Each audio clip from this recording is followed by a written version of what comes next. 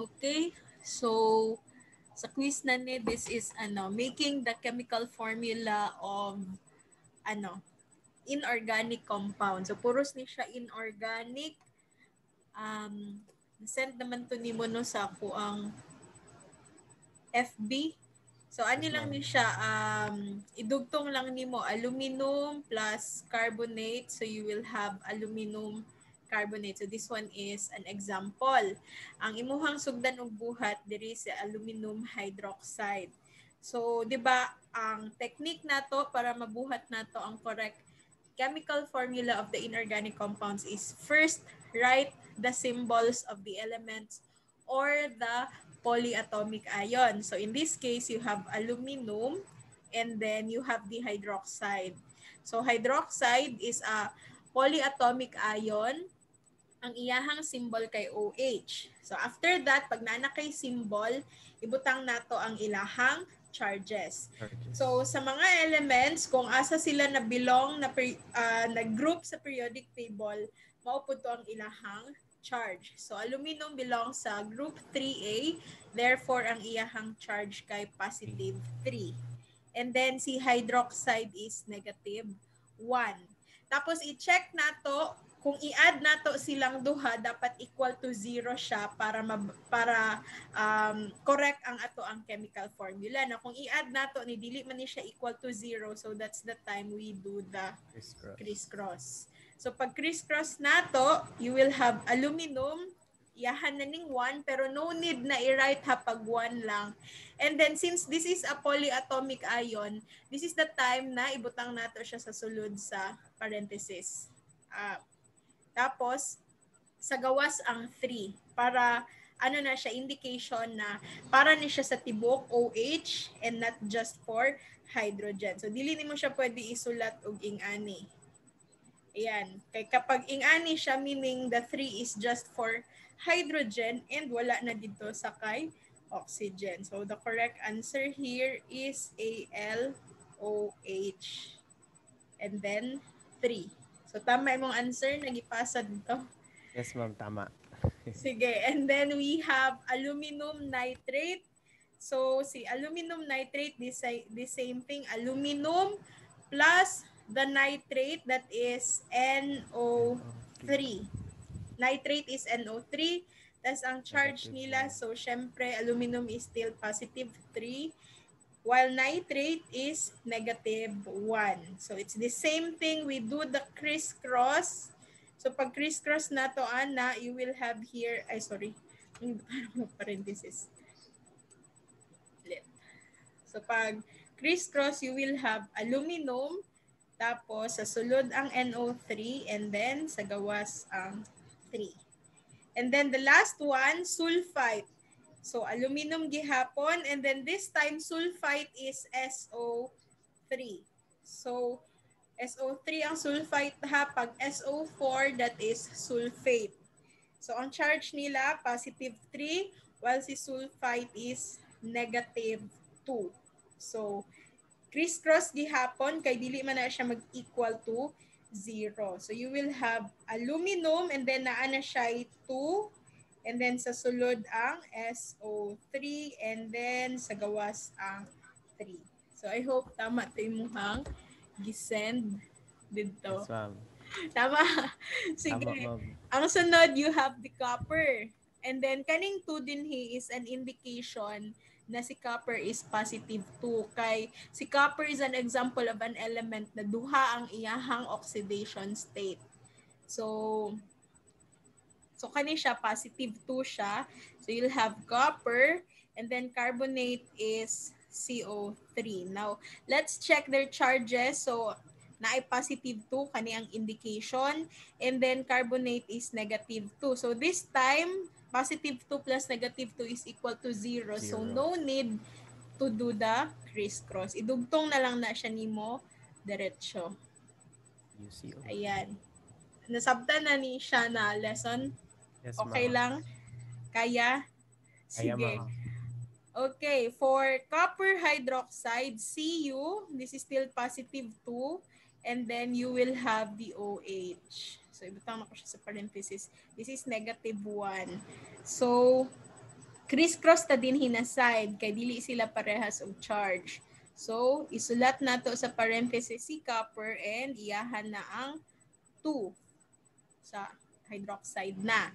And then the same thing ang imong buhaton kay nitrate, copper and then nitrate. This is -1, this is +2. So criss-cross gihapon ka. So the correct answer here is copper. Then isulod sa parenthesis si nitrate sa gawas ang 2. And then copper sulfite. So copper is +2, sulfite is -2. So no need to do the crisscross.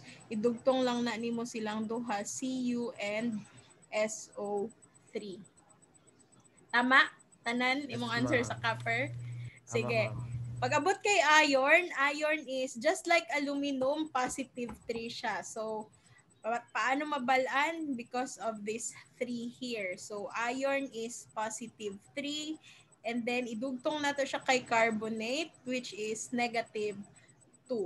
So, since dili sila pareho, you do the crisscross. The correct answer here is Fe. And then, iyahan na ang 2. And then, isulod nato si carbonate sa parenthesis. And then, sa gawas ang 3. The same thing with the hydroxide, Fe +3, and the hydroxide is -1. So you have to do the crisscross, that's Fe, parenthesis gihapon ang OH. So para lang na sa mga polyatomic ions ang parenthesis ha. Para masali silang tanan pag-abot sa subscript. Nitrate also, Fe +3, nitrate is -1. So just like the hydroxide, you will have FeOH3 here. And the last one, so parehas lang man ni sila tanan, SO3, +3, -2. So crisscross gihapon na siya. Fe will get the 2 and then SO3 kailangan isulod siya sa parenthesis and then ang subscript sa gawas. Tama tanan imong answer sa iron? Yes, ma'am. Okay. Yay. Then we have the lead. So ang lead parehas siya sa copper na +2. So Pb and then +2, carbonate is -2. So no need to do the crisscross. All you need to do is combine the symbols. Yan na. So diri ta kailangan mag-crisscross kay hydroxide, kay +2 si lead, pero si hydroxide kay -1. So ang correct answer ana, PbOH and then 2 sa gawas. Nasundan pa? Yes, ma'am. Sige. And then lead also with nitrate kasi pareha sila ni hydroxide na -1. So kailangan gihapon nato mag-crisscross. And since nitrate is a polyatomic ion, butang nato siya sa parenthesis and then sa gawas ang 2. This is 2. Yan, 2. And the last one we have lead plus the sulfite. So pareha sila na 2, +2 and -2. So no need to do the crisscross here. And then ang last one, you have the potassium. So diri na lang sa taas ang potassium. So potassium plus carbonate, potassium is naa sa group 1. So which means na ang iyang charge kay +1. And then carbonate is -2. So kailangan ta mag-crisscross. So si potassium will have 2 and then si carbonate kay 1. Pero this time, dili na nimo siya isulod sa parenthesis ha, kay wala man siya laing subscript. Diretso na, K2CO3. And then, potassium again, +1, and then hydroxide is -1.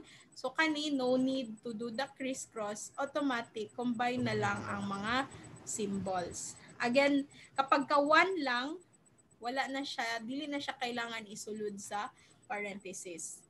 And then, potassium plus the nitrate, so -1, +1. Kani no need to do the crisscross also. So i-combine lang ang symbols. No need to place it inside the parenthesis. And the last one, potassium plus the sulfite, this is -2, kane, you have to do the crisscross. So this will have K2 and then SO3. So tama katanan sa first part? Yes, ma'am. Okay. Sige, so Hey. kaya na ang magbuhat Ay, og chemical formula sabot na ko, ma'am. sa inorganic. Sige. Now, let's move on sa, wait lang, katong second part. So, Ma'am, this, pwede na ko ilista katong mga common na polyatomic ions. oo, pwede. Makita niyo mo na siya. I don't know if unsa imong gunit na periodic table karon, kung naa ba siya polyatomic ion sa baba or sa likod, naa? Wala? Naa, ma'am. Nakaano siya Naa. sa cation ug anions. O, kana, mao na siya. Tapos piliyon lang nimo tong mga common like nitrate, nitrite, sulfate, sulfite, phosphate, phosphite, hydroxide, ammonium. Mao man na ang mga paulit-ulit lang. And then pwede nimo siya ilista para naa kay guide. Okay, ma'am. Yeah. Black. And then, ang next one is this one. So, naming. This one is naming.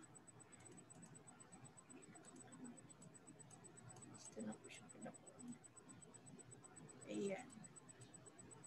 Sige, naming sa ato ang inorganic substances. So, sa inorganic substances, dili man jud siya lisod kaayo i-name kasi ano lang man siya, isulat lang nimo ang name sa first element, tapos ang sa second element ilisan lang nimo og IDE ang iyahang ending. Pero kapag ang iyahang partner kay polyatomic ion, you just have to write the name of the polyatomic ion. Parehas aning first. You have aluminum. So sa pag-name, automatic lang siya aluminum. Wala na kailangan baguhon sa iyahang name. And then PO4 is phosphate. So this is a polyatomic ion. So wala pag kay baguhon sa iyahang name, automatic idugtong lang na nimo siya diri sa name. So this is aluminum phosphate. Ayan. Tapos kani, calcium. Basta name sa metal, kaya di ba calcium, aluminum are metals. Diretso na, wala na siya baguhon. And then this one also is a polyatomic ion. So this one is acetate. So idiretso lang pud na nimo siya og butang. Nan. And then I-diacetate unta to nako ganina. Ha? I-diacetate unta nako kay nakita nako tong 2. Okay. Wala siya dye. Dili ta magamit og kanang prefixes kung naay metal involved. So like calcium, di ba na siya sa group 2A, ang tawag sa ilaha kay alkaline earth metals. So pag naay metal, no need to use the prefixes. Gamiton na nato ng prefixes pag non-metal plus non-metal. So this time we have magnesium. So si magnesium na pud siya sa group 2A, so metal pud siya. So ibutang lang nato magnesium. And then the next element is sulfur. Now kani siya, since it's an element, dili siya polyatomic ion, this is the time na ilisa nato iyahang ending og ide. So this is called sulfide. Yan, magnesium sulfide. And then kani, number 4, Ag is silver. So si silver is naa sa tunga, di ba? So transition metal, metal gihapon siya. And then Cn is polyatomic ion called cyanide. So diretso na pud ang iyahang name. Next, we have iron and nitrogen. So kung nakita nimo may mga subscript na sila dinha, pero ang imong tandaan, iron is a metal. So pag metal na siya, it means you don't need to use the prefixes. So diretso na siya iron. And then, ang imuhang tandaan, isa si iron sa mga elements na duha ang oxidation state. So isulat na to ang mga elements with more than one na oxidation state. So number 1, we have the iron. Iron can be positive 2 or positive 3. Kapag duha ang iyahang oxidation state, kailangan nimo na siya ibutang sa parentheses ang iyahang oxidation state. So paano nimo mabalaan? Di ba nag-criss-cross ni silang duha? Nag-criss-cross Fe positive 3 and positive 2 day, positive 2 and N is positive 3. So mag-criss-cross na siya para mabuo ng F3 and 2. So kani imong palatandaan na si iron kay positive 2. So ingani nimo siya pag name, iron 2 and then nitride. Okay, nitrogen man tapos ending man siya, so ibisan nimo iyahang end og IDE. Pero kani pwede nimo ni siya gamiton, pero pwede pud ka mag-name ani using the OUS and the IC. So ang imuhang tandaan kapag ka lower oxidation state, so kung tanawon nato, this one is the lower oxidation state, iyang name mag-end sa OUS. Pero pag higher oxidation state, mag-end siya sa IC. Hala, marang palong man. So, since this is positive 2, so lower oxidation state siya, pwede nimo siya i-name as ferrous, tapos nitride. So, any of the two is accepted. Ferric akong gigamit, ma'am. Ferric yung magigamit. So, dili siya ferric dili kaning 3 dinhi dili na iyahang oxidation state kay remember nag-criss-cross man ta. So katong 2 sa pikas nga element imuhang gamiton. Okay. Okay, ma'am. Sige, and then this is potassium. So potassium is also a metal. Na siya sa group 1A, ang tawag nato sa group 1A kay alkali metal. So metal gihapon siya plus OH is called hydroxide. Potassium hydroxide. Next, we have NBr3. Now, dinhi na ka magamit og prefixes. Nga naman, nitrogen is a non-metal. Bromine is also a non-metal. So, magamit na kag prefixes. Pero, ang imong tandaan, pag first element pa siya, no need to use mono kung isa lang siya. So, automatic, nitrogen lang na. Again, pag first element tapos isa lang ka-atom, no need to use mono. Diretso lang. And then, bromine. Tatlo siya kabuok. So, this is the time we use the prefix tri. Tapos, ang imuhang ending should be IDE. Basta second element, mag-end na siya sa IDE. So, this is the correct answer, nitrogen tribromide. And then we have here potassium. Ayan, potassium. And then this one is a polyatomic ion. We call this permanganate. So this is potassium permanganate. Next, SnCl4. Si Sn, i-include nato siya diri sa mga elements nato na duha ka buok ang charge. So, pwede siya positive 2, pwede po na siya positive 4. Pwede siya positive 2 or positive 4. So, si Sn, di ba siya si tin? So, tin. And then, take note na nag-criss-cross na silang duha. Therefore, ang iyahang charge ka ng 4 din ha. So, kay di ba si chlorine is negative 1? So, Sn is positive 4. So, nag-criss-cross silang duha. Therefore, ang iyahang name is tin 4 chloride.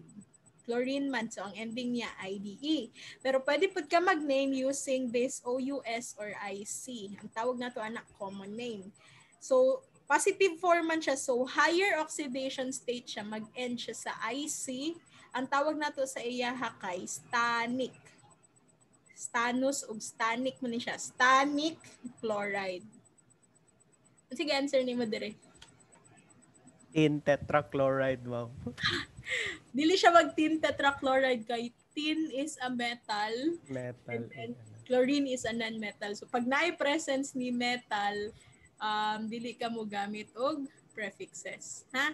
Okay, ma'am. Okay, kani P2O5.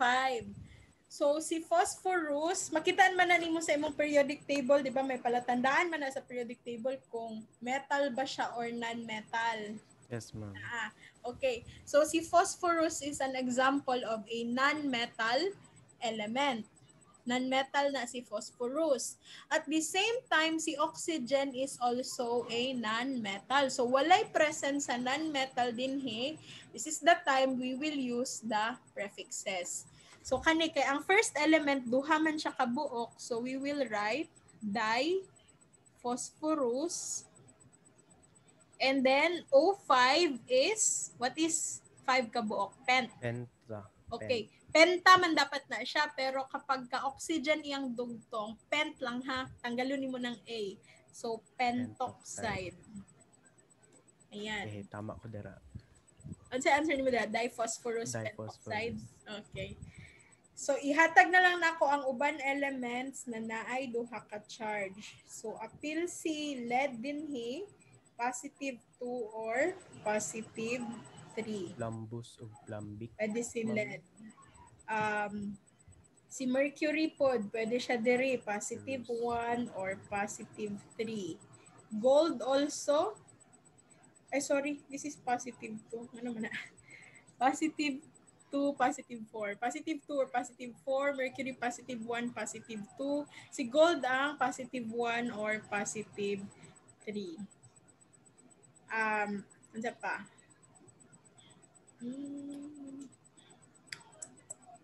Limot mo sa uban. Copper can be positive 1 or positive 2.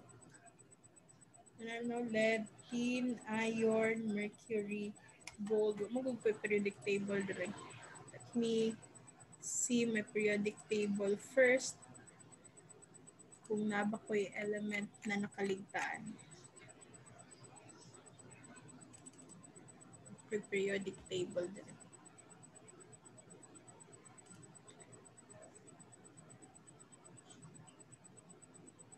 So, actually, mao lang man gud na ang common na ginagamit na naay duha ka charges. Okay. Balik ta dito. Ay, saan na to? Yan. So, actually, apil pa na diri si chromium.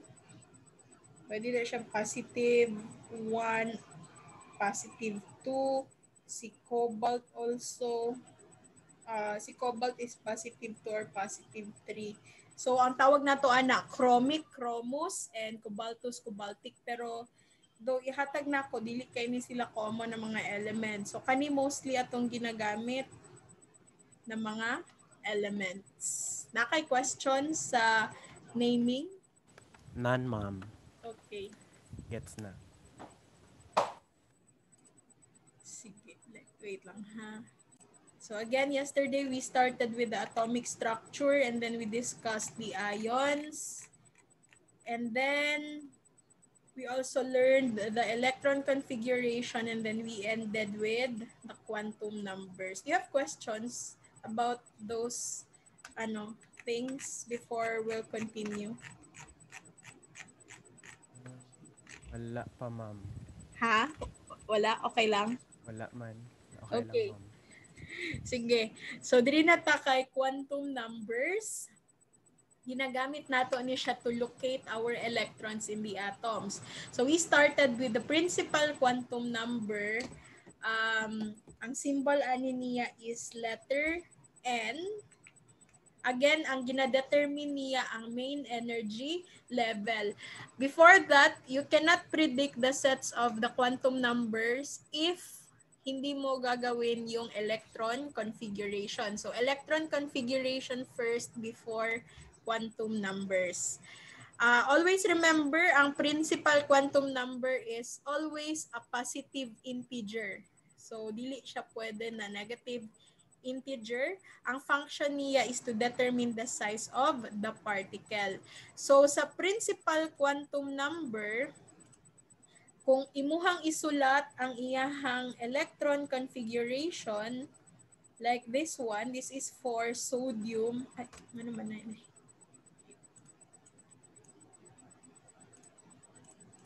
Ayan, this is for sodium, Na1123. Mabalaan nato ang principal quantum number just by looking at these numbers here, the coefficients. Ang pinakadako sa ilaha mao to ang principal quantum number. So irregardless kung naa man siya sa dulo or naa siya sa tunga, basta siya ang pinakadako, siya ang principal quantum number. So i-determine na niya ang size. Kay ano man na siya, orbits man atong ginatanaw. So kung for example, ingani, if this is the nucleus, 1s means the first energy shell. And then 2s2 and 2p6, pareha silang 2. That indicates the second energy shell or energy level. And then kay nipatong man siya sa 3, meaning na siya ikatatlo na orbit. So the more nga nagadako ng number din ha, the more nga dako po ng imuhang particle. Siyempre katong sa mga elements nga naabot na sa 7s, meaning ana napod siya 7 ka orbit. So dako na siya kaayo na particle. So wala siya ang function ni principal quantum number. Now let's move on. Sa second quantum number can be called azimuthal or angular quantum number. Ang symbol niya kay lambda, L, lambda. And then ang values niya kay 0 to n minus 1. So pwede siya 0 pataas. Sa principal quantum number kay positive integers, dili pwede 0, dili pwede negative numbers. Diri sa kay azimuthal, 0 to n minus 1. Ang meaning anang n minus 1, dili pwede magpantay si principal o si azimuthal quantum numbers. So for example, pag ang principal quantum number kay 3, dili pwede nga imong azimuthal kay 3 sad. Ako ha, pwede siya 2, pwede pud siya 1. Basta dili lang sila magpantay. Mao na siya ang buta-sabutan ng n minus 1. So unsa ang function aning azimuthal or angular quantum number? It will determine the subshell or the sub-level. Ang kanang ginatawag nato nga subshell or sub-level, mao na siya ang SPDF. So katong mga numbers gain na 1, 2, 3, 4, mo to ang main energy level. Tapos ang mga letters SPDF ang tawag sa ila subshell or sub-level. Now this time, ang gina-determine ni azimuthal or angular quantum number kay ang shape sa orbital. Kay kanang SPDF, lain-lain na sila og shape. So kang ang imong electron, ang last electron nimo naa sa S na subshell, ang iyahang shape ana kay spherical. And then pag naa siya sa P, nakapasunod ni siya. Pag naa siya sa P na subshell, ang iyang shape is a dumbbell. So murag dumbbell na ginagamit sa gym, ing ana ang shape sa orbital. And then pag naa siya sa D, ano siya, 4-leaf clover. So murag bulak na upat ka buok ang ana. So nga na ang shape sa iyang orbital. And then padagdag na lang, for the F is flower. Pero dili siya parehas aning 4-leaf clover. Kanang flower jud na daghan og petals. So ana ang shapes sa atong SPDF. Now paano nato mabalaan ang azimuthal or angular quantum number? Dito gihapon atong tan-awon sa electron configuration. So isulat na ko ulit ang electron configuration ni sodium. And this time, para sa azimuthal quantum number, ang tan-awon kay ang pinaka-last na configuration. So, di ba ang N ani niya kay 3? principal quantum number. Pag abot sa iyahang azimuthal quantum number, tanawon nimo ang last na configuration and then ang imong tanawon kay ang letter. Pero, naatay designated numbers for those letters. So, SPDF man na siya. Since this is quantum number, so dili pwede nga ang imong isulat diri kay S. Dili. Numbers jud siya. So, for S, ang designated na number ana kay 0. For P, it's 1. For D, it's 2. And then for F, it's 3. So again, dili pwede na ang imuhang ibutang kay SPDF. Ang atong gamiton, since this is called quantum numbers, gamiton nato ang designated number. So this time, since this is the ending S, the azimuthal quantum number should be 0. Yan. So 0 na siya. Okay. So another example, like, wait lang ha. Let's have the chlorine. Chlorine 1735. So we have, himuon sa nato ang iyahang electronic configuration before nato mabalaan ang iyang quantum number. So 1s2, 2s2, 2p6, 3s2, 3p, wait. This is 10 already, 12. So 5 na lang. So, mani iyahang electron configuration. So, ang iyahang principal quantum number, di ba, ang pinakadako. So, pinakadako sa ilaha kay 3. Tapos, iyang azimuthal quantum number, you refer to the last configuration only. So, kung unsan ng last configuration, look at the letter. It's P. So, what is the designated number for P?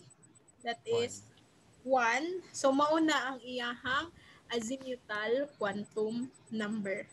Kaya? Yes, ma'am. Sige. So next, let's have the magnetic quantum number. This is the third quantum number. The symbol can be small letter M or ML. This is actually L. Yan. So the values now can be negative 1 to positive 1 or more than that or lesser than that. So, paano ang magnetic? So, ang function ani is to determine the orbitals or to determine the orientation of the electrons in the orbitals. So, another thing that you have to know, di ba atong mga sublevels, upat na sila kabuok na letter. Sublevels. Now, for the number of orbitals, ang orbitals din nato makita atong electrons ha. Para sa S sublevel, naalang na siya isa ka buok na orbital. Kamo nitong mag-drawing og box, tapos magbutang og arrow up og arrow down. So isa lang ha for S, isa lang na iyahang orbital. And then ang number na iyang orbital kay automatic 0. For P, naana siya ay 3 ka orbital, ang P. Tapos may designated ang numbers niya. Para mas madali, ang himuon na lang nimo is to locate the center and then automatic ang center kay 0. And then going to the right, positive siya. Pag going to the left, negative. Pag abot kay D, please remember na naana siya ay 5 ka-orbitals. 5 kabuok na iyahang orbitals for D. So, for S, you have 1 orbital. For P na kay 3. For D na ay 5. So, again, ilocate lang nato ang center para di ta maglibog sa pag-designate sa number. Kay ang center will be 0. And then going to the right will be positive. So this is positive 1, this is positive 2. And then going to the left, negative siya, negative 1, and then negative 2. Tapos, ang last one for F, naana siya is 7 ka-orbitals. So you have 1, 2, 3, 4, 5, 6, and 7. So 7 orbitals para kay F sub-level. Ang SPDF dili na siya orbital ha, ano na siya, sub-level. Okay? So kani ang mga orbitals. And then sa F, ilocate gihapon nato ang center because center will be the 0. And then going to the right, positive. Going to the left, negative. So mauni ang mga orbitals na gamiton nato to determine the magnetic quantum numbers. Now ang atong tandaan, in every orbital, 2 electrons can be accommodated. So sa isa ka box, 'di ba kaning box orbital ni siya. Ang pwede ma-accommodate din ha kay duha lang ka electrons. So duha ka electrons, which means kay gina-ask pud ni siya sa board exam, which means S sub-level can accommodate a total of 2 electrons. Kay isa raman ang iyahang orbital. Unya sa isa ka orbital duha ka electrons. And then for the P sub-level, it can accommodate pila 2, 4, 6. 6 electrons. Muna siya kung makita nimo sa sa ato ang configuration 1s2. Wala na kayo makita nga ning taas pa sa 2. And then 2p6. So pwede siya magbaba pero dili mo taas kay P sub-level has 3 orbitals only. And then, syempre, 5 times 2, for the D sub-level, you will have 10 electrons. And then, for the last one, you will have 14 electrons. Now, unsay himuon nato ani? Balikan nato si chlorine, wa man ako siya gi-delete. So, na-identified na ang principal and azimuthal. Let's have the magnetic. Sa magnetic, the same thing. Kani gihapon imuhang tanawon ang last configuration. And then, kana gihapon imong tanawon ang P. So, P man na siya. So, kung P siya, meaning naa siya tatlo ka orbitals. Imuha na siyang drawingon, tatlo ka orbitals para kay P. And then, butangan nimo siyang number. 0 ang nasa center. Tapos ang next nimo tanawon kaning 5, which means mauni ang electrons sa last configuration. Ato na siyang isulod diri sa mga orbitals. Ato ang rule is isa-isa muna bago mag-pairing. So kung 5 na siya, ang imong himuon going up sa tauna ha, arrow going up. So 1, and then again, before pairing, isa-isa sa, so 2, 3. And then, kay puno naman na siya, dito pa ta mag-pair. Pero this time, it's arrow down. So, 4 and 5. So, kung asa ka last nagbutang sa arrow, so this one is the last arrow, mauna siya imuhang magnetic quantum number. So, this one is 0. So, ana siya pag determine sa magnetic quantum number. So, this is for chlorine, no? Apilo nato si sodium kay ako man to siyang sulat kagaina. 1s2, 2s2, 2p6, 3s1. Tapos, na-determine nato ang iyahang principal quantum number kay 3.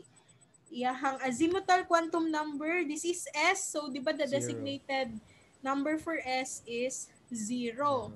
Tapos, iyahang magnetic, since this is S, ang meaning ana, naa siya'y isa ka orbital. Di ba? Isa lang ang orbital ni S. So, this is 0.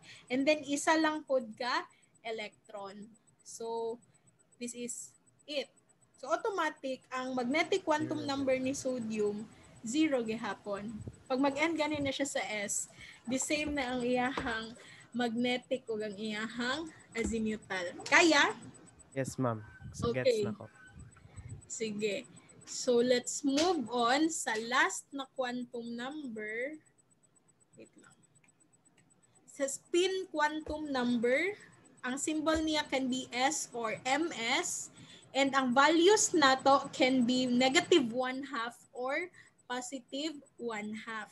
And ang function ani is to determine the direction of the spin or rotation of electrons, or kung asa padulong atong electrons. So paano mabalaan ang spin quantum number? So wala ka na siya gi-erase og tuyo kay gamiton gihapon nato siya to determine the spin. So diri ta una kay chlorine. Ang imuhang tan-awon for the spin quantum number is still this one. Ang last electron, kung asa siya nabutang.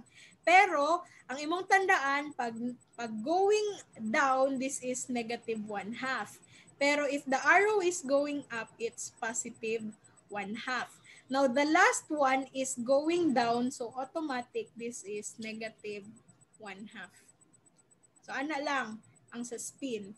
Pag abot kay sodium, dara si sodium, isa lang man ka electron and it's going up. So, ang iyang spin kay +1/2. Okay. So, ingana siya pag determine.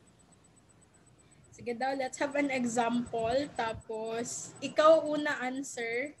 And then, pangutanon pa ka sa imong answer later. Sige, ma'am. So, magsugod ka sa electron configuration. Wait lang. Let me look at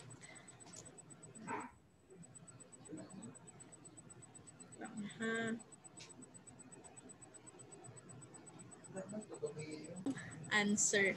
Okay, let's start with the electron configuration. This is 1s2, 2s2, and then 2p. This is 9 only. So, we have 5. So, tama man, electron configuration. Yes, So, ma'am. atomic number ang gamiton ha, dili ang atomic mass. Tapos, sa quantum numbers, the n here is ang pinakadako. So, 1, 2, 2. So, this is 2. 2. And then, for the azimuthal quantum number, so, ang ending, 2p5. P is, ang designated number sa P is 1. So, tama. Okay. Yes, And then, for the magnetic quantum number, since that is P, meaning naa siya'y tatlo ka orbitals. So, 0, +1, -1. And then, tanawon nato ang number of electrons. That is 5. And i-fill in nato na isa-isa sa bawat orbitals before ta mag-pair up. So, we have 1, 2, 3, 4, and 5. So, nadiri ang last na electron. So, this is 0. And for the spin, since this is going down, this is -1/2. Para sa answer? Yes, ma'am. Okay. So, kaya ang quantum number? Kaya na, ma'am. Okay. Questions about the quantum number o electron configuration? Wala man, ma'am. Wala. Nakalimot lang ko sa katong sa spin. Pag pag pababa, -1/2, pero pag pataas, yun ang positive. Tama. Pagpataas pero ang tanaw lang nimo ang last lang ha, parehas sa magnetic. Ang last lang imong tanawon, pagpababa -1/2, pagpataas +1/2. So that's for the electron configuration. So, natay mga principles na ginasunod sa quantum numbers ni siya ng mga principles. So, the first one is Pauli's exclusion principle. So, according kay Pauli, no two electrons can have the same set of 4 quantum numbers. So, dili pwede na example na kay one element and then you have another element. It is impossible na kana silang duha nga element pareha sila og quantum numbers. So, lahi-lahi gid na sila. Pwede sila magkapareha sa principal, sa azimuthal, sa magnetic, pero pag abot sa spin, maglahi na sila. So, that is according to Pauli. And then, it is also according to Pauli na ang kada orbital can only accommodate 2 electrons. Mauna nga, kagaina naga-drawing tag box, taman lang jud siya duha ka electrons. So that is, again, under sa Pauli's exclusion principle. And then we have Heisenberg's uncertainty principle. According kay Heisenberg, it is impossible na ma-determine nato ang exact location at the same time direction of the location and direction of the electron. Pwede lang kaning atong ginahimo na quantum numbers are just kanang mga probabilities lang na sila, pero dili jud ng exact jud na position sa atong electron dinha sa atom, and at the same time yung direction kay kanang electrons constantly they are moving, pero it is impossible for us to determine asa sila padulong o asa sila exactly dira sa atom. So again, tanan na the electron configuration and the quantum numbers are just approximation or kanang probability sa atoang electrons. Again, that's Heisenberg's uncertainty principle. And then the third principle, the Aufbau building up principle, ito yung principle na ginasundan natin sa pag-fill in ng mga energy levels. So lower energy levels are filled up first. Mao na natay ginasunod sa atuang configuration 1s 1s2. 1s is the lowest energy level or orbital, and then we have 1s2, 2s2, 2p6. As you go on, naga-increase na ang energy sa mga orbitals. So pag mag-fill in ta og electrons, always start with the lowest before going to the higher energy levels. Again, that's Aufbau building up principle. So dili pwede nga mauna ka sa 2s2 tas mobalik ka sa 1s2. Dili pwede kasi this is a higher energy orbital. Kana. Pasunod jud siya dapat. And then we have the Hund's rule of maximum multiplicity. So kani ang principle na ginasunod nato dito sa spin quantum number ug sa magnetic quantum number, like parehas aning p sa sub-level. Kung nakay 5 ka electrons, di ba, isa-isa muna before pairing up. Ay, tama na din siya, kay 5 lang. So that's according to Hund's rule of maximum multiplicity. Orbitals are filled up singly before pairing up. So mani siya ang upat ka principles na ginasunod nato when it comes to electron configuration and quantum numbers. Questions, Albert? Wala? None, ma'am. Okay. So let's talk about the periodic table. So periodic table na ta. So sa periodic table, let's start with who made the first periodic table. It was Antoine Laurent Lavoisier who made the first true periodic table. And then after sa kay Antoine, we have Johann Dobereiner. Ang iyang gibuhat is gigrupo-grupo niya ang mga elements into 3. So kapag i-ask ka who made the law of triads, it was Johann Dobereiner. Triads kay tag tatlo-tatlo nga elements iyang gipang grupo. So gigrupo niya tong mga tatlo ka elements na the same ang ilahang properties. So parehas kay lithium, sodium, and potassium. Parehas silang properties, so isa sila ka triad. After that, nagdako ang groupings. We have the law of octaves. It was John Newlands, ang iyang pangalan John Newlands. Ang iyaha pong gihimo diri, octaves means 8. Meaning gigrupo niya ang mga elements into 8. 8 kabuok. That's law of octaves. And then ang atong ginagamit karon na periodic table. So, di ba si Mendeleev na no, si Mayer and si Mendeleev, ang gihimo nila, gigrupo nila ang mga elements according to their atomic weights. So according to these two scientists, the physical and chemical properties of the elements are periodic functions of their atomic weights. Atomic weights ilang gibasehan sa pag-group. And we have the last one, si Henry Moseley. Iya pud ning gigrupo o gi-arrange ang mga elements sa periodic table according to atomic numbers. Hangtod na buo ang atoang ginagamit karon na periodic table. So, Henry Moseley, atomic number iyang gibasehan, pero pag kay Mendeleev, atomic weights iyahang gibasehan sa pag-arrange sa mga elements sa periodic table. Remember, atomic number represents the number of protons. So, protons lang ang gitanaw ni Henry Moseley. Pero pag abot kay Mendeleev, atomic weights, which means the number of protons plus the number of neutrons. So, ana. So, ang period, mao na siya ang horizontal. So, paigda. We have 7 periods in the periodic table. And unsa ang gina-represent sa atong period?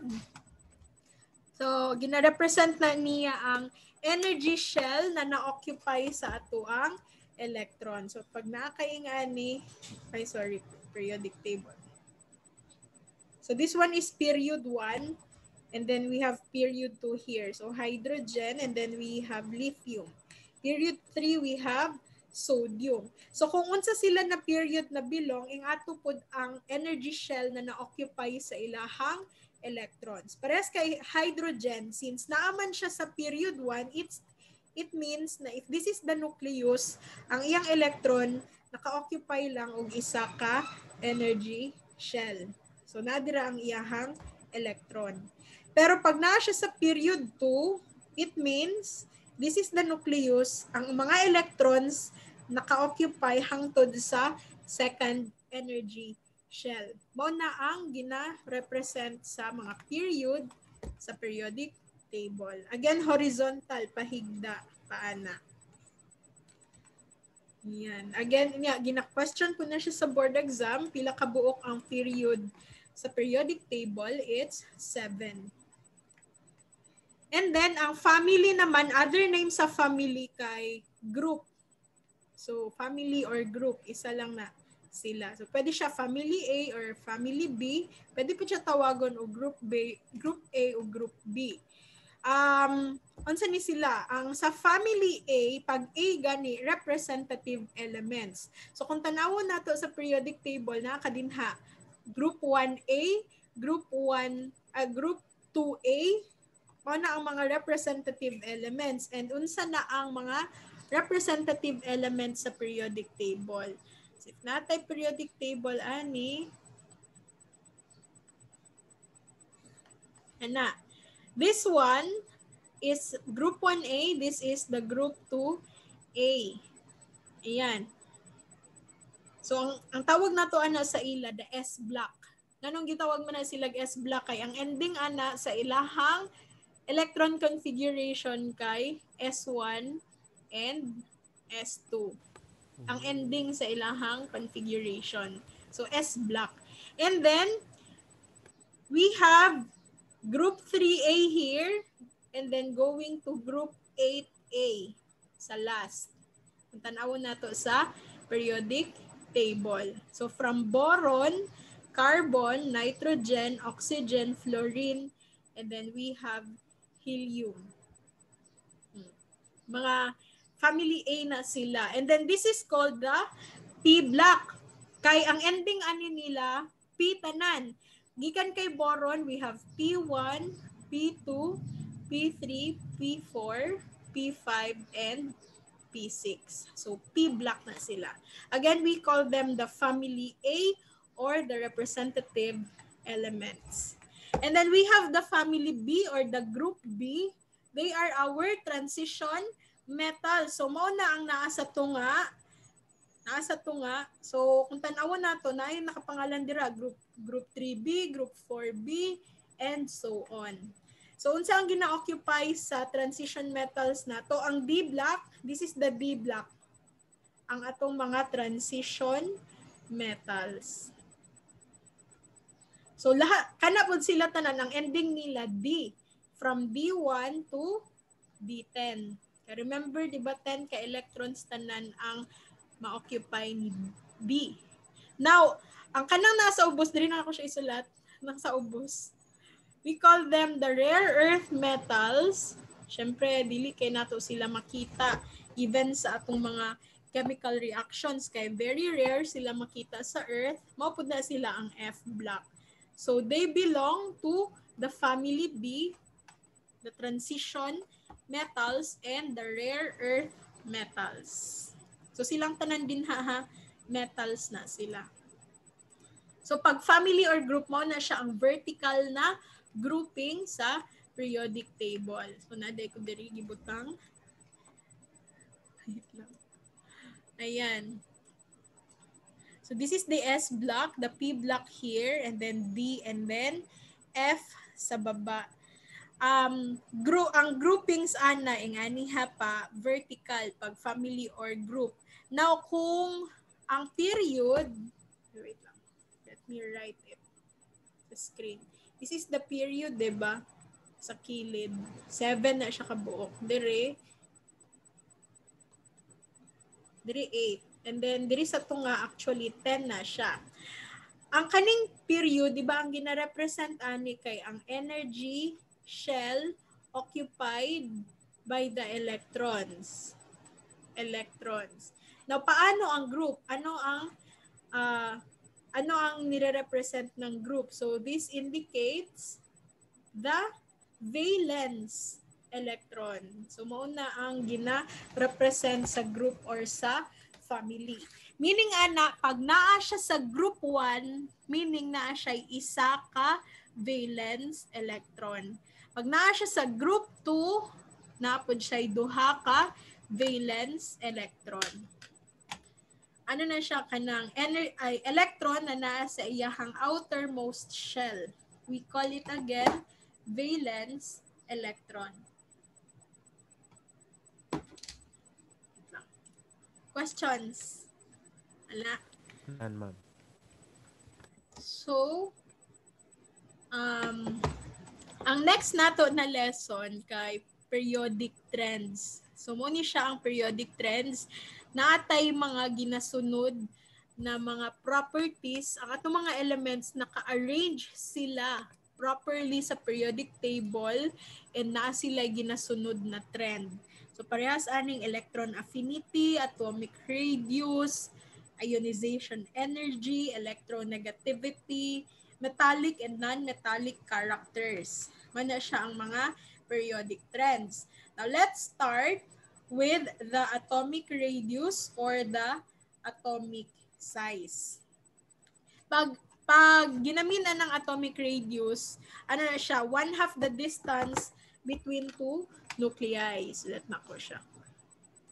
Ang meaning sa atomic radius, if this is one atom here na kay nucleus diha, and then you have another atom here, the distance between them, 1/2 of the distance between them is called the atomic radius. So, naa na siya ginasunod na trend sa periodic table. Or kung dili atomic radius, the size na lang, the size of the atom. Ang iyahang ginasunod na trend from left to right, naga-decrease, from top to bottom, naga-increase. So kung tanawon nato, this one is group 1A, ito group 2A, ito group 3A. Gitanggal nato ang sa tunga kanang sa transition metals. So kung tanawon nato from top to bottom, ang tanawon nato ang size sa atom naga-increase. Nagadako siya habang nagababa ka sa grupo. Pero from left, this one is left here, going to the right, ang size sa atom naga-decrease. So mao na siya ang periodic trend. So paano ni siya gina-question sa board exam? Ano siya gina-question? Usahay, ilang ginabutang, arrange the following elements in increasing atomic size.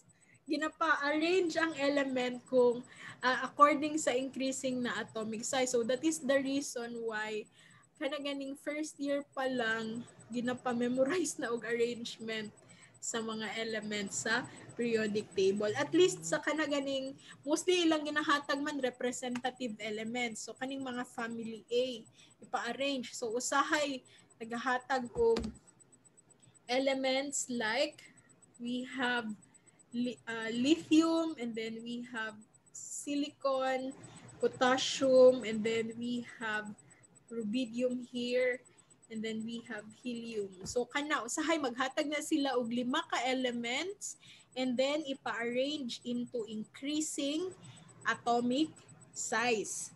So unsa man atong trend, as you go down sa group naga-increase, from left to right naga-decrease. So unsa sa ilaha ang pinakagamay, mao na ang pinakaunang ibutang sa listahan. So syempre ang naa sa pinakadulo sa right, mao na siya ang pinakagamay na element. So sa listahan mauna si helium kay increasing man.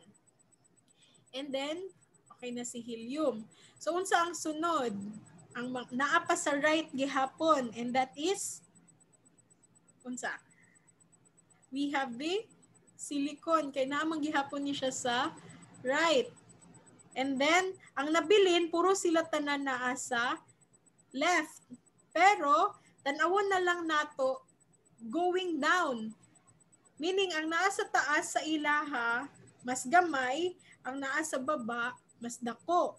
So sa ilahang tatlong nabilin, ang naa sa pinakataas kay si lithium. So siya ang sunod sa listahan. Tapos pagkahuman ni lithium, si potassium. Ayan si potassium. And then the last one is rubidium. So that's how you arrange the elements in the periodic table kapag ka increasing atomic size. Kung decreasing, syempre, baliktad. Una sa listahan ang pinaka-dako. Magsulat gyud ka ana tanan ma'am eh. Yes. So sa imuhang free time,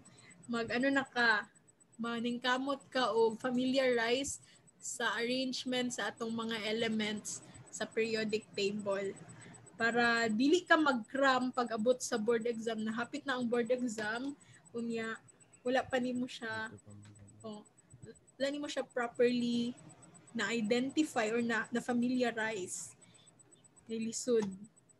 And then kanira bang chemistry mo nagiuna jud ako nig-discuss pag abot sa farm sem, then pag abot sa imuha kay 20% sa scores nato sa board exam appeal ni kaning chemistry. So dapat nindot atong foundation para pagtaas atong score sa 20%. Pinakadako og percentage sa atong board exam, mas dako pa sa PICOL. So mas dako pa siya sa pharmacology. So that's the first trend. And then the second trend is electronegativity. So sa electronegativity, it means the ability of the element to attract electrons. So, ano ni siya? Property ni siya sa atong mga elements. Kung kaya ba niya mag-attract og electrons from the other elements. So, ang iyahang trend, baliktad sa atomic size. Kaya diba, kagaina sa atomic size from left to right, naga-decrease. So, this time, for electronegativity from left to right, naga-increase. And then from top to bottom, naga-decrease. So a total opposite of the atomic size. So makita po nimo kaning mga numbers na ni mga ni sila mo ni ang mga electronegativity values sa mga elements. So no need to memorize this. All you need to do all you need to familiarize is the arrangement of the elements sa periodic table. Para kung kabalo ka nga, naa siya sa right banda or naa siya sa left banda or naa ba siya sa taas or naa siya sa baba, mabalaan nimo ang ilahang trend sa periodic table. So, ang electronegativity again from left here to right, naga-increase. Pero from top to bottom, naga-decrease. So, kung nakita nimo from hydrogen 2.1, pag abot sa pinakailalom, nahimo na lang siyang 0.7. Now, parehas lang ang question ani sa board exam. Nagapa-arrange sila og elements either according to increasing electronegativity or decreasing electronegativity. Pero isa pod sa gina-question nila sa board exam, what is the most electronegative element? So unsa sa elements na ni ang pinakataas na electronegativity? Again, ability to attract electrons. So ang answer ana kay fluorine. Fluorine 4. Tanawin mo ang ilahang values, ang pinakadakuan na fluorine. Actually, fluorine is called superhalogen. Kaya nga naman, bisag asa nimo ibutang si fluorine, mag-react siya. Mag-attract siya og electrons. So, taas kaayo iyahang electronegativity value. Kana. And then, this one is still electronegativity. We have ionization energy. So, other name for ionization energy is ionization potential. So, ang kanina po na property, it is the ability to remove an electron from a positively charged atom.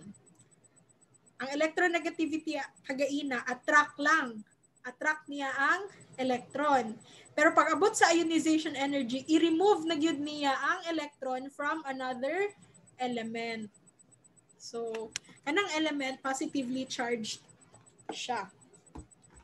Pero ang iyahang trend nga ginasunod sa periodic table, the same with the electronegativity. So, from left to right, naga-increase. From top to bottom, naga-decrease. So, the same lang sa electron negativity. So, parehas lang ang arrow. Kung asa nag-point ang arrow mo, na pinakadako ha. Pero, i-disregard na to ang noble gases kay wala man na sila nag-react. So, wala na sila nag-attract, wala po na sila nag-remove og electron. So, taman lang ta diri kay fluorine. And then, the last one, electron affinity. This time, pag moingon ka og electron affinity, o nagyud nitong i-accept niya ang electron. So, the property to accept an electron. Pero, ang iyahang trend, the same gihapon kay electronegativity o kay ionization potential. From left to right, naga-increase.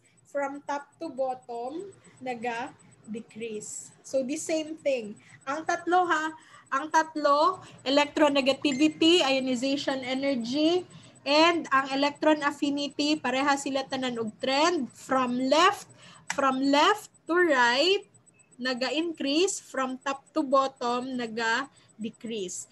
And ang opposite ana nila kay ang atomic size. So, mo ni siya ang atoang summary sa atoang periodic trends. So, ang baliktad, si atomic radius or si atomic size, and si ionization energy, electron affinity, and pakidagdag si electronegativity. Pareha sila tanan og trend. Nalang tagibutang diri non-metallic and metallic character. Ang imong tandaan, tanan din hinga naa sa right, mga metals na sila. Therefore, taas sila og metallic character except for hydrogen. And tanan diri nga naa, this is left di. Tanan nga naa sa right, mga non-metals. So, ang taas sa ilaha kay ang non-metallic character. So, ang metallic character, it means kaya nila mag-conduct og electricity and mga positively charged elements sila.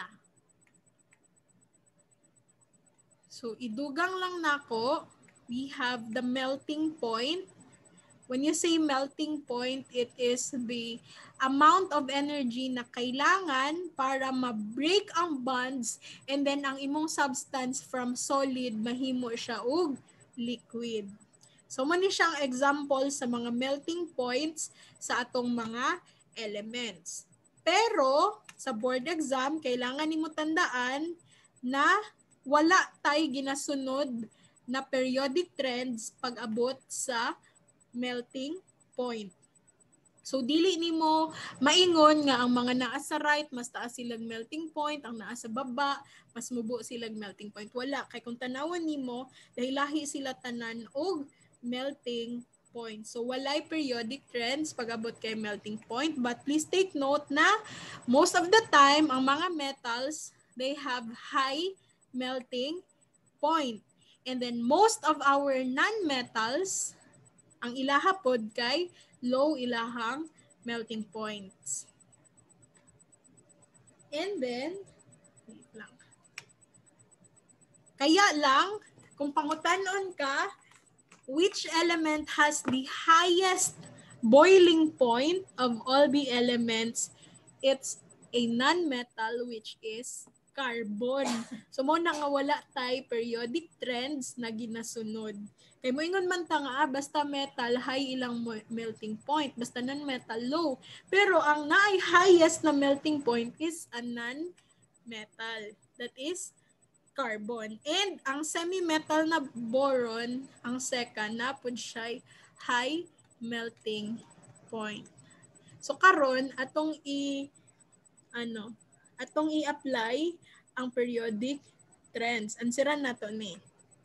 So ikaw una naman ka diray kanang periodic table. So ikaw una answer. Which of these elements has the largest atomic radius? A. Aluminum, B. Fluorine, C. Sulfur, D. Calcium, and E. Potassium.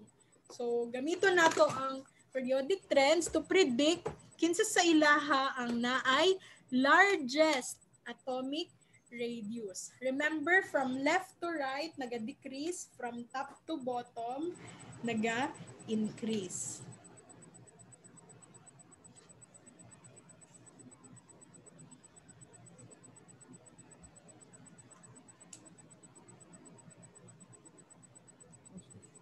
Potassium akong answer. Ansa? Potassium. Yes, tama. Potassium has the largest atomic radius. So, pwede po din nga ni ilahang question sa board exam ha. Una nga, very important, mabalaan ang arrangement. Kay most of the time, kabalo mo gud sa trend nga pag nagapababa ka, nagadako, pag going to the right, nagagamay. Pero pag exact element na ang ginapangutana, specific element na ang gipangutana, usahay, di na ta maka-answer kay di man ta kabalo sa ilahang arrangement sa periodic table. So muna ang ginaingon nga karong December sugdan na nimo og memorize imong element sa periodic table. So bisag asa ka muadtom sa kakagbukid habang nagsaka ka. Pagdala ka periodic table kay mag-memorize ka habang nagalakaw kapuya-toy. Apoy kayo. But anyway, sige, which of these elements this time has the lowest ionization energy? So letter A, sodium, letter B, phosphorus, letter C, chlorine, letter D, aluminum, and letter E, sulfur. So baliktad siya, di ba? From right to left, naga-increase. From top to bottom, naga-decrease. Let me see a periodic table. Dito po. Sodium ako ang answer.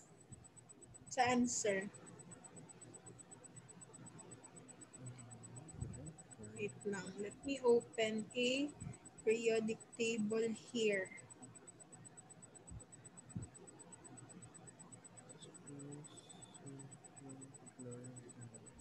Sodium, Sodium.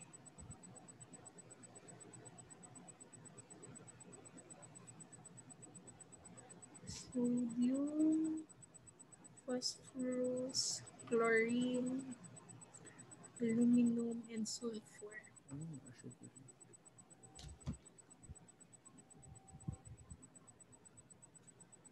5.1.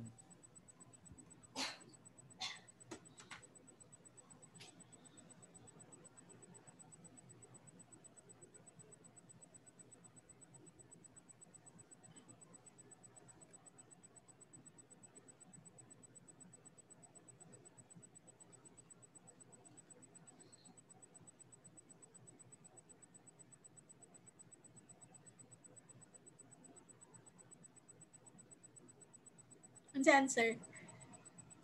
Sodium ako, ma'am. Sodium, okay. Very good. Sodium. Kay, ano man, from left to right, naga-decrease man. So, ang naa sa pinaka-right kay ang sodium. So, siya ang naay lowest ionization energy. So, tama to siya. So, nasabtan, do you Yes, have ma'am. questions, Ani? Ngala. Wala, ma'am. Okay. So, studyhan lang nimo siya ulit. Kaya kailangan pa nimog time sa absorption. Gani, Okay. ma'am. Kinematic molecular theory. Ano na ni siya? Kanang study sa phases of matter. So, di ba natin, tatlo ka phases. We have solid, liquid, and gas. So, this is based on the movement of the molecule. So, syempre, since high school pa nino, gina-lesson na ni siya daan, solid na siya definite na shape, size, ug volume.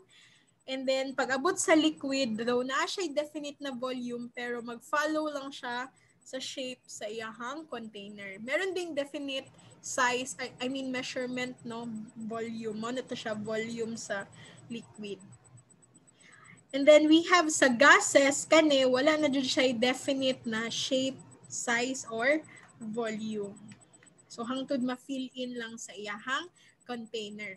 Pag mayingon kag solution, always remember na homogeneous ni siya na mixture, meaning isa siya ka-phase. Mixture siya, so combination of two or more substances. And matawag lang siya na solution pag naa siya'y solute and naa siya'y solvent. So, ang solute mo na ang gina-dissolve and ang ginagamit para mag-dissolve is the solvent. Now, we have types of solutions. First, according to the solubility of the solute. So, kapag you have enough solute and then all of that solute are soluble sa imong solvent, we call it saturated. Pero kapag daghan lang kaayo ang imong solvent and then you have a very little amount of solute, we call it unsaturated. And kapag as in daghan kaayo ang imuhang solute to the point na ang uban dili na ma-dissolve or maging lapot na kaayo ang imuhang solution, no, we call it super saturated. So, unsa ang mga factors na nag-a-affect sa pagiging soluble ng ating solute to our solvent? So, first, the nature of our solute and solvent. Sa chemistry, we always follow the, mani atong rule, like dissolves like. Unsa meaning ana? Dapat, pag polar ang atong solute, polar pod atong solvent. So, dili pwede i-dissolve nimo ang polar solute to a non-polar na solvent. So, kanang ginatawag og polar o non-polar, actually, nakadepende na siya dito sa electrons. Sharing of electrons. So, sa electrons, gihapon na siya, pati ang pag-dissolve sa atuang solute sa solvent. Kapag there is equal sharing of electrons between your elements, ang tawag nato ana kay non-polar. Pag equal ang sharing, like si hydrogen nag-share og duha, si oxygen nag-share pud og duha. Equal sharing. We call it non-polar. And then pag non-equal ang sharing of electrons, that's the time we call it polar. Kung si hydrogen nag-share og isa, si oxygen nag-share og tatlo. So dili na siya equal. Ang tawag nato ana sa substance na kay polar. So kapag ka ang polar nimo ay pag ang solute nimo is considered polar, dapat i-dissolve pud nimo siya sa solvent na polar. So like dissolves like. So pag ang imuhang gigamit na word kay solubility, it is actually between a solid and a liquid. So pwede po siya gas and a liquid.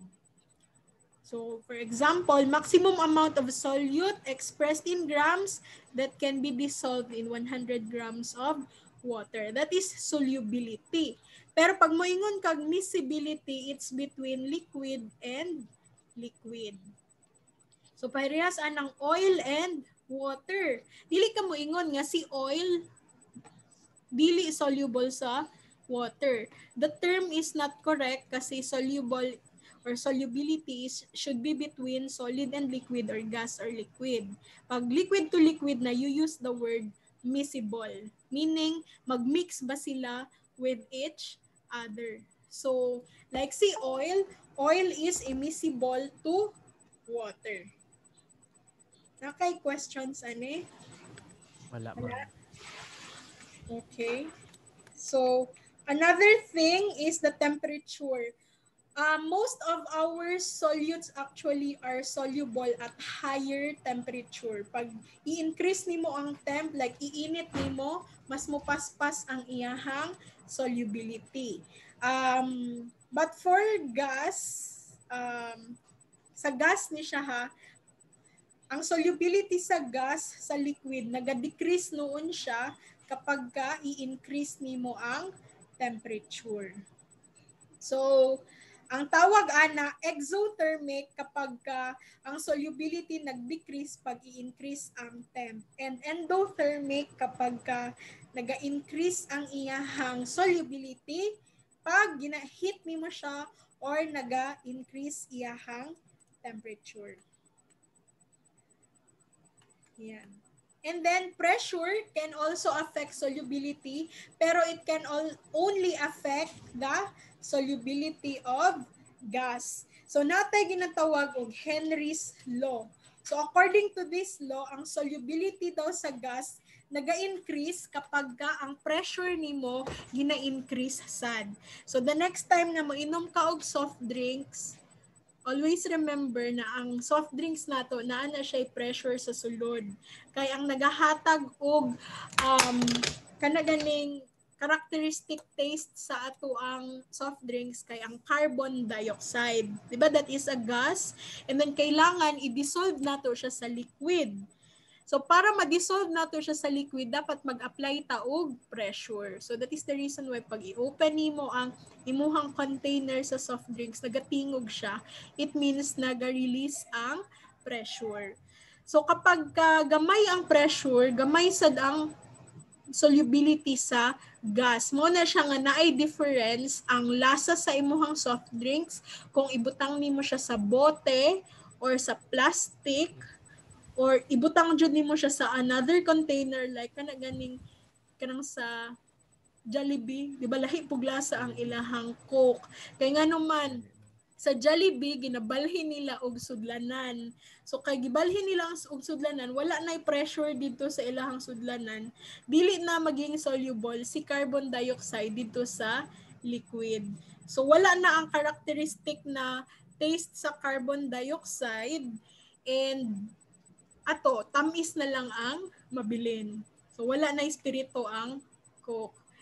So ang tawag nato ana sa iyahang lasa is sparkling taste. So mawala ang sparkling taste pag walay pressure.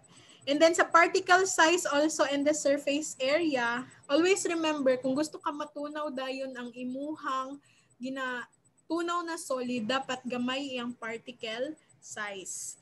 Kailangan sa nimo siya like sa mortar and pestle imuha sa pa i-pulverize, para mag-decrease ang iyang particle size. Pag mag-decrease man gud ang particle size, mag-increase iyang surface area. When you say surface area, mo na siya ang area na na-expose and magkaroon na siya og contact with your solvent. So kung the more nga area ang ma-expose, mas paspas ang iyahang solubility. And then diri ta mag-end for today, we'll have presence of salts. So salting out, if ang presence ng salt naga-decrease ang solubility, kana ganing natay mga reactions nga cause o precipitation reaction.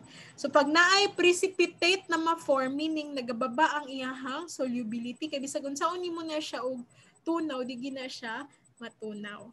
Pero if mag-increase ang iyang solubility, we call it salting in. So mao ni siya tanan ang mga factors na nag-affect sa solubility nato. So sa next nato nga meeting, Methods. dito ta